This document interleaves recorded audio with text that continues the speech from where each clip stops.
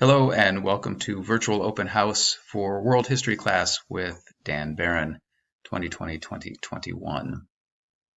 The World History curriculum starts really with the Neolithic Revolution and marches forward about 8,000 years to the present. At first, we start off with the so-called epics themes. These are economic systems and political systems, interactions between humans and the environment. That's part of our geography standards, culture, and social systems. So we look at a lot of ancient civilizations going through to about the year 1000 BCE or 0 CE, and then we move on later to more topical units, things from European history like the Renaissance, Napoleonic period, world wars, and so on. The world history skills that students will be using in class are transferable to every other class, and then also in careers and so on. Really, it's about remembering a lot of facts, really thinking on your feet, analyzing situations that happened in the past, being able to speak in class, just discussing with other students or discussing with the teacher, and taking notes, of course, is something that we do almost on a daily basis for about 15 minutes or so. We do readings sometimes to get at the information, and there's quite a bit of practice as well with writing of essays or the development of theses. Once again, all of these skills are great both for world history class, but then also for any other class that a student might have. Everything that a student needs for world history class is going to be found in Schoology. The Google Calendar is in Schoology, tells the students exactly what we'll be doing on any given day, what kinds of assignments we had, and so on. The essential questions, which is really what students are expected to know, are also in Schoology. All the reading quizzes or links to the reading quizzes or lecture quizzes in Schoology, all the activities that we do, and of course all of the lectures themselves on video, or the links to YouTube, are going to be on there as well. The essential questions, as I said, are really the bread and butter of world history class. They are exactly what students are expected to know. It's a very straightforward class in that way.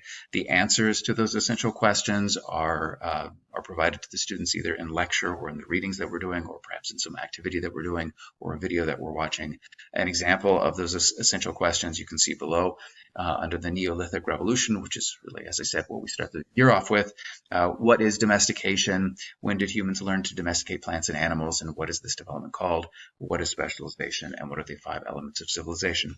If I'm doing my job correctly, then students are able to get that information right away, ask questions if they don't understand something, and then commit that kind of stuff to memory. Now, I like to also test or quiz whether students got the information right after they get the information. And so there's oftentimes a lecture or reading quizzes after the 15-minute or so lecture or whatever reading that we've done. Here's a sample question about what we just looked at. Question number 4 out of 6. There's always 6 questions on these lecture quizzes or reading quizzes. Why were food surpluses important to early human populations? And then A, B, C, and D.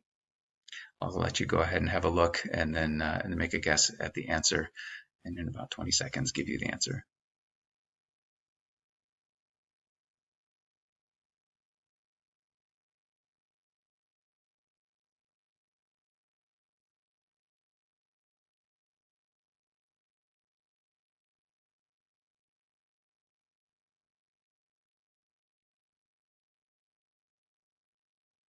Well, although I didn't give you the information to start off with, maybe you could look at the lecture or the reading quiz and figure out that the correct answer there is A.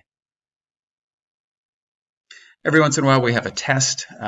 These are summative assessments, and the unit tests are based on everything that we've learned and done during that unit. Once again, they're based on the EQs really quite directly. Knowing those essential questions is really the key to success, doing well in the tests. There are multiple choice questions on these tests. We also like to have a short answer or even a thesis writing part of the test, in which students are asked to compare and contrast, use cause and effect, or even work with documents-based questions. We think that writing is really quite important, just like reading is really quite important in this class. Every student has the opportunity to rewrite a test that they don't do well on, or retake a test that they don't do well on, and retakes or reworks are available up through a 75%. So there's really no reason for a student to do any worse in this class than a C, even if they really don't get the information right away. There are certainly opportunities to make good after that. I have been teaching in the Edina Public Schools for about the last 25 years. I have a bachelor's degree and master's degree in history. I used to teach German classes as well. I think that I'm really high energy. I try to be very, very respectful of the students, and sometimes I actually achieve being funny. I believe that also I'm very direct and I'm very fair, and whatever kinds of issues come up, I encourage students to come to me directly and not be afraid to address whatever those issues are, and see if we can resolve it and move forward. Really look forward to teaching world history this year, and hope that the students enjoy the class as much as I enjoy teaching it. My contact information is daniel.barron@edinaschools.org, and my contact number is 952-848-3053. Thanks so much.